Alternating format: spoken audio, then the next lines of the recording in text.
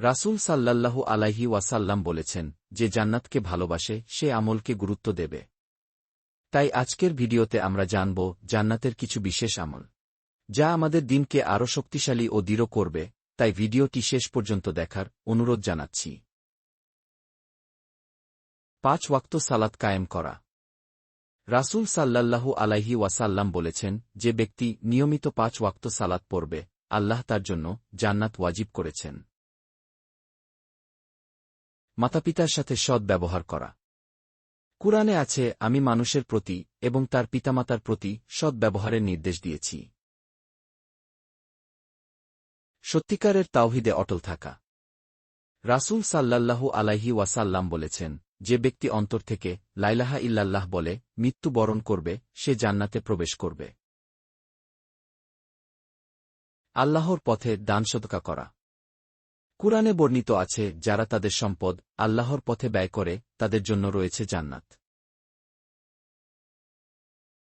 আল্লাহর জন্য ধৈর্য ধারণ করা।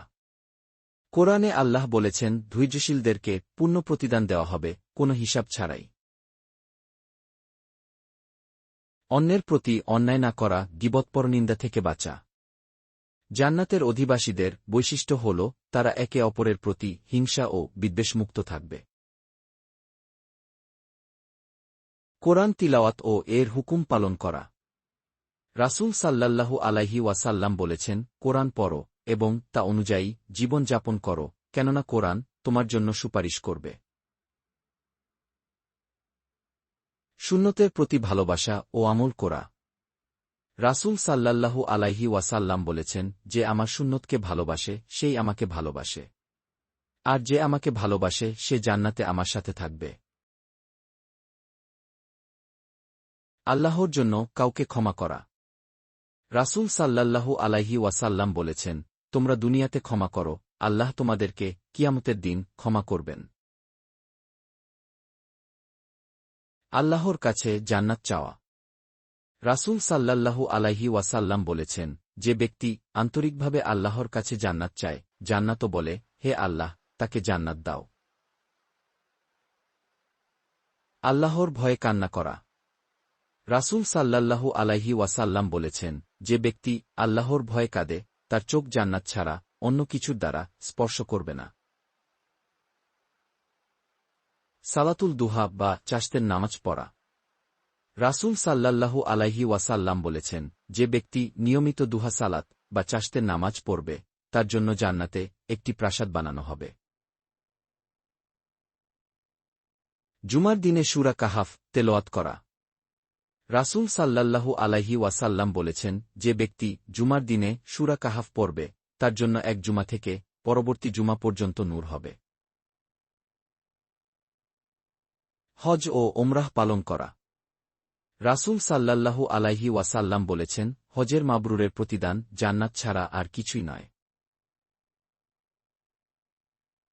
অসহায় এতিম ও মিসকিনদের সাহায্য করা। রাসূল সাল্লাল্লাহু আলাইহি ওয়াসাল্লাম বলেছেন, আমি আর এতিম লালনকারী জান্নাতে একত্রে থাকব।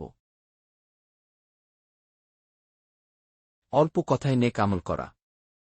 রাসূল সাল্লাল্লাহু আলাইহি ওয়াসাল্লাম বলেছেন, দুইটি শব্দ আছে, জিহবায় হালকা কিন্তু পাল্লায় ভারী এবং রহমানের কাছে প্রিয়। সুবহানাল্লাহি ওয়া বিহামদিহি এবং সুবহানাল্লাহিল আজিম বলা। রোজা রাখা।